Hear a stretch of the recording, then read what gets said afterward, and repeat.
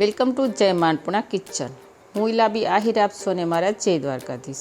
તો આજે હું તમારી સાથે શેર કરીશ બજાર જેવા એકદમ ખસ્તા અને મોઢામાં મેકતા જ પીગળી જાય એવા દિવાળી સ્પેશિયલ મીઠા સાટા. આ સાટા છે તે તમે ગમે ત્યારે વાર તહેવારોમાં બનાવી શકો છો. 20 કે 25 દિવસ સુધી આને તમે કાચની બરણીમાં સ્ટોર પણ કરી શકો છો. આ સાટા છે તે 20 થી 25 દિવસ સુધી સારા જ રહે છે. તો ચાલો હવે આપણે જોઈ લઈશું કે બજાર જેવા ઘરે સાટા કેવી રીતે બનાવવા તેની રીત. તો મીઠા સાટા બનાવવા માટે અહીંયા મેં લીધો છે 1 કપ મેંદો. જો તમે નકરા મેંદામાં મીઠા સાટા બનાવવા ન માગતા હોય તો તમે અડધો મેંદો અને અડધો ઘઉંનો લોટ પણ એડ કરી શકો છો. પણ આ સાટામાં છે ને મેંદાના લોટ જ સારો લાગશે ખાવામાં. તો અહીંયા મેંદાનો લોટ મેં પહેલાં 1 કપ એડ કર્યો છે અને આ બીજો કપ. તો આપણે 2 કપ ફૂલ ટોટલ લેવાનો છે મેંદાનો લોટ. તો ફ્રેન્ડ, તમે હું જે આજે બનાવવાની છું તે મીઠાઈને સાટા કહો છો કે દેવડા કહો છો તે મને કમેન્ટ કરી અને જરૂર કહેજો. તો વિડીયો શરૂ કરતા પહેલાં મારી તમને નિવેદન છે કે હજી સુધી તમે મારી ચેનલને સબસ્ક્રાઈબ ન કરી તો પ્લીઝ જય માનપુણા કિચનને સબસ્ક્રાઈબ કરી દેજો. વિડીયોને એક લાઈક જરૂર કરજો અને બાજુમાં રહેલી ઘંટડી દબાવી દેજો જેથી મારી નવી રેસીપીના વિડીયોની નોટિફિકેશન આપ સુધી પહેલાં પહોંચે. તો અહીંયા મેં 2 કપ મેંદાનો લોટ એડ કરી દીધો છે. હવે તેમાં આપણે લઈ લઈશું 10 રૂપિયાનું પેકેટ મિલ્ક પાવડર. તો મિલ્ક પાવડર એડ કરવાથી છે ને સાટામાં મીઠાશ આવે છે અને ખાવામાં સરસ લાગે છે. મિલ્ક પાવડર આપણે બાઉલમાં એડ કરી દઈશું. તો મીઠા સાટામાં એડ કરવા માટે અહીંયા મેં લીધા છે તલ. સફેદ તલ લઈ લેવાના. તલથી પણ બહુ સરસ ટેસ્ટ લાગે છે અને સાટામાં દેખાવ પણ સરસ આવે છે. તો આ લોટની અને તલની અંદર આપણે 1 ચપટી જેટલું મીઠું એડ કરવાનું છે. જો તમે જોઈ શકો છો 1 ચપટી કેવું મીઠું છે. જો કોઈ પણ મીઠી વસ્તુ તમે બનાવો ને તો તેમાં સહેજ જેવું તો મીઠું એડ કરવાનું. તો હવે આપણે આ ત્રણેય વસ્તુને મિક્સ કરી દઈશું. થોડું આપણે ખાડા જેવું પાડી દઈશું. હવે આમાં આપણે મોણ એડ કરવાનું છે. તો મોણ માટે મેં અહીંયા ઘી લીધું છે ગાયનું. તમે તેલ પણ લઈ શકો છો, પણ સાટામાં છે ને ઘીનું મોણ સારું લાગે છે અને તેનાથી પણ એકદમ સરસ ખસ્તા અને મીઠા સાટા લાગે છે. તો આપણે 2 કપ મેંદાનો લોટ એડ કર્યો છે. તો તેની સામે આપણે લેવાનો છે અડધો કપ ઘી. કેવી રીતે આપણે મોણ રાખવાનું છે હું તમને આગળ બતાવું.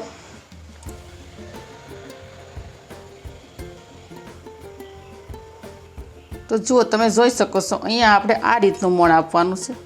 જો ઉપરથી તમને ગોળી ગોળી જેવું લાગે છે ને મોણ આપ્યું એટલે જો આ રીતનું મોણ આપવાનું છે. તો ઘી કેટલું લીધું તે હું તમને બતાવું. તો અહીંયા મેં અડધો કપ ઘી લીધું હતું. તો તેમાં જુઓ થોડું ઘી હજી વધ્યું છે. તો 70% જેટલું ઘી આપણે અડધા કપમાંથી એડ કર્યું છે. જો તમે જોઈ શકો છો આ જ પરફેક્ટ માપ છે. જો આપણે આ રીતની મુઠ્ઠી વળવી જોઈએ લોટમાં. લોટ છે તે છૂટો છૂટો ન રહેવો જોઈએ, નહીં તો છે ને સાટા ખાવામાં કડક લાગશે અને ખસ્તા નહીં બને. તો સાટાની અંદર આપણે ખાસ ધ્યાન શું રાખવાનું કે સાસણી છે તે સરખી આવવી જોઈએ અને મોણ હરખું આપવું જોઈએ. અને લોટ છે થોડો કડક જેવો બાંધવાનો, ઢીલો ન થઈ જવો જોઈએ એકદમ. એટલું જ ધ્યાન આપણે સાટામાં રાખવાનું. એટલે તમારા સાટા પરફેક્ટ જ થશે અને એકદમ બજાર જેવા સાટા બનશે. તમે જો આવી રીતે ઘરે સાટા બનાવી અને તૈયાર કરશો ને તો તમે ક્યારે બજારના સાટા નહીં લાવો. કારણ કે જો આપણે ઘરે સાટા બનાવી અને તૈયાર કરીએ ને તો બધી વસ્તુ ઘરમાંથી એકદમ શુદ્ધતાથી આપણે બનાવીએ છીએ. હવે આપણે લોટ બાંધીશું. તો લોટ બાંધવા માટે પણ મેં અત્યારે 1 કપ પાણી લીધું છે. હવે આપણે જોઈ લઈશું કે લોટ બાંધવામાં કેટલું પાણીની જરૂર પડશે તે. થોડું પાણી એડ કરી દઈશું પહેલાં. જેમ જેમ જરૂર પડે એમ જ થોડું થોડું પાણી એડ કરી અને લોટ બાંધવાનો. તમે જો આ સાટાની અંદર દૂધ પણ એડ કરી શકો છો, પણ આપણે દૂધ એડ કરવાથી છે ને લાંબા સમય સુધી સાટા સારા નથી રહેતા. એટલે અત્યારે હું દૂધ એડ નથી કરતી. તમે ચાહો તો દૂધ એડ કરી શકો છો. તો આપણે થોડો કડક રહે ને એ રીતે લોટ બાંધી અને તૈયાર કરીશું. તો જુઓ, તમે જોઈ શકો છો અહીંયા આપણે એકદમ સરસ મજાનો લોટ બાંધી દીધો છે સાટા માટે. જો આ રીતનો લોટ બાંધવાનો. તો એટલો લોટ બાંધવામાં મારે 75% પાણીની જરૂર પડી છે. જો 25% હજી આમાં કપમાં જ ભર્યું છે. જો તમને બતાવું નજીકથી, તમને બતાવું કેવો લોટ બાંધવાનો છે. જો તો આ રીતનો લોટ બંધાઈ જાય ત્યારબાદ આપણે આ લોટને 10 મિનિટ સુધી રેસ્ટ આપીશું, જેથી લોટ છે તે સરસ કૂણ આવી જાય. તો 10 મિનિટ થઈ ગઈ છે. 10 મિનિટ બાદ આપણે જોઈ લઈશું. જો લોટ છે તે સરસ રેસ્ટ થઈ જશે અને કૂણ પણ સરસ આવી ગયો છે. તો આ લોટને આપણે થોડો મસળી લઈશું આ રીતે 2 મિનિટ સુધી. તો જુઓ, લોટ પણ સરસ કૂણવાઈ ગયો છે. હવે આપણે આના સાટા વણવાના છે. તો તેના માટે આપણે લઈ લઈશું પાટલી વેલણ. તો આપણે સાટા બનાવવા માટે થોડો લોટનો લુઓ લઈ લઈશું.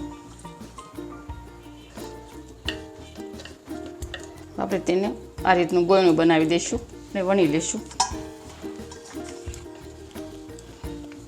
આમાં ગુંડલા જેવું વાળી દઈશું આપણે. એટલે જો આ રીતે આપણે ગુંડલા જેવું વાળીએ ને કિનારી ઉપર જે કરકરિયા જેવું પડે ને તે ન પડે.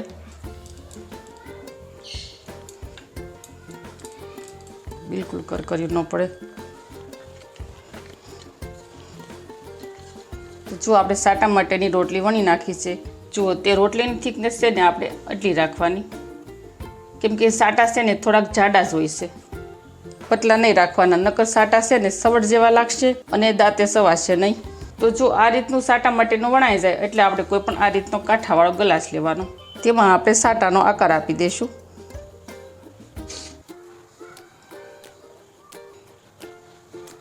આ રીતનું વણાઈ જાય ને એટલે આપણે એક્સ્ટ્રા લોટ છે ને તે લઈ લેવાનો. જુઓ એટલી થિકનેસ આપણે સાટા માટે રાખવાની. તો સાટા આ રીતના વણાઈ જાય એટલે આપણે કાંટાવાળી ચમચી લઈ લેવાની, તેમાં આપણે આ રીતના હોલ પાડી દેવાના, એટલે સાટા છે તે ફૂલે નહીં. આ રીતે આપણે હોલ પાડી દઈશું. તો આ રીતે આપણે કાંટા ચમચીથી હોલ પાડીએ ને તે આપણા સાટા છે તે શેક સુધી ફ્રાય થઈ જાય.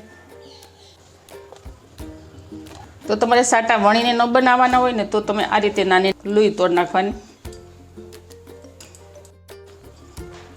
તો જો તમે આ રીતે પણ સાટા બનાવી શકો છો. આ રીતે આપણે ગોયણું બનાવી અને હાથ વડે આ રીતે પ્રેસ આપી દેવાનું.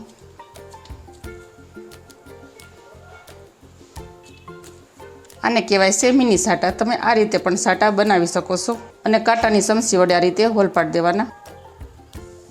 તો જો અહીંયા આપણે આ રીતના સાટા વણી નાખ્યા છે. હવે આ સાટાને આપણે ફ્રાય કરવાના છે. તો તેના માટે આપણે જઈશું ગેસ તરફ. તો સાટા ફ્રાય કરવા માટે અહીંયા મેં તેલ પહેલેથી ગરમ થવા માટે રાખી દીધું હતું. તેલને આપણે રૂમ ટેમ્પરેચર ઉપર રાખવાનું, જેમ કે તેલ છે તે વધારે ગરમ ન હોવું જોઈએ. જો વધારે તેલ ગરમ થશે ને તો સાટા ઉપરથી એકદમ લાલ થઈ જશે અને અંદરથી કાચા રહેશે. સાટાને આપણે તેલમાં એડ કરતા જઈશું અને સાટાને આપણે ગેસની ધીમી આંચ ઉપર જ ફ્રાય કરવાના છે. તો જો અહીંયા આપણા સાટા ફ્રાય થવા લાગ્યા છે. સાટાને આછા બદામી રંગના થાય ને એ રીતના ફ્રાય કરવાના. વધારે સાટાને લાલચ પડતા નહીં થવા દેવાના, નહીંતર સાટા છે તે ખાવામાં કડસા લાગશે. તો જો આ રીતે સાટા ઉપર આવવા મળે અને આછા બદામી રંગના થઈ જાય એટલે આપણે સાટાને બહાર કાઢી લેવાના. અને કોઈ પણ આ રીતની પ્લેટમાં ટીચું ઉપર રાખી અને તેમાં સાટા રાખી દેવાના, જેથી એક્સ્ટ્રા તેલ હોય તે ટીચુમાં એબ્ઝોર્બ થઈ જાય. તો આ રીતે આપણે સેમ પ્રોસેસથી બીજા સાટા પણ ફ્રાય કરી લઈશું. તો ફ્રેન્ડ, દિવાળી જેવો તહેવાર આવી રહ્યો છે એટલે તમે પણ આ રીતે ઘરે સાટા તૈયાર કરજો. બહુ સરસ સાટા બની અને તૈયાર થાય છે અને એકદમ શુદ્ધતાથી સાટા બને છે. તો જો અહીંયા આપણે સાટાને સરસ મજાના ફ્રાય કરી નાખ્યા છે. તો હવે આપણે આ સાટા માટે ચાસણી બનાવવાની છે. તો તેના માટે પણ જઈશું આપણે ગેસ તરફ. તો ચાસણી બનાવવા માટે આપણે ગેસ ઓન કરી અને પેન લઈ લઈશું. પેન આપણે કોઈ પણ આ રીતની પગથી લેવાની, તેમાં આપણે 1 કપ જેટલી ખાંડ એડ કરી દઈશું. તો આપણને મેઝરમેન્ટ કેવી રીતે ખબર પડશે કે જો અહીંયા મેં 2 કપ લોટ લીધો હતો તો તેની સામે હું 1 કપ ખાંડ લઉં છું. તો છે ને સહેલું મેઝરમેન્ટ, આપણે જેટલો લોટ હોય એનાથી આપણે અડધા ભાગની ખાંડ લેવાની. તમે જો વધારે ગળું ખાવાનું પસંદ કરતા હોય તો તમે વધારે ખાંડ એડ કરી શકો છો, પણ પરફેક્ટ મેઝરમેન્ટ તો આ જ છે. જેટલો લોટ હોય એનાથી અડધી ખાંડ લેવાની. હવે આપણે ખાંડ પલળે એટલું પાણી એડ કરી દેવાનું, વધારે પાણી એડ નહીં કરવાનું. તો પહેલાં આપણે ખાંડને ઓગળવા દઈશું. તો સાટામાં સરસ ટેસ્ટ આવે એટલા માટે આપણે 3 જેટલી એલચી ખાંડિયાની એડ કરી દઈશું. અને એલચી એડ કરવાથી છે ને સાટામાં સરસ ફ્લેવર આવે છે. તો સાટા માટેની ચાસણી આપણે છે ને 2 થી 2.5 તાર સુધીની આવવા દેવાની. તો જો એ રીતે તમે ચાસણીને પકડશો ને તો જ સાટામાં ચાસણી લાગશે, નકર સાટા છે તે પાણી જેવા લાગશે. ઉપર જે આપણે પતાસે જેવું લાગે છે ને તેવું નહીં લાગે. તો જો અહીંયા આપણી ચાસણી આવી ગઈ છે. જો હું તમને તાર બતાવું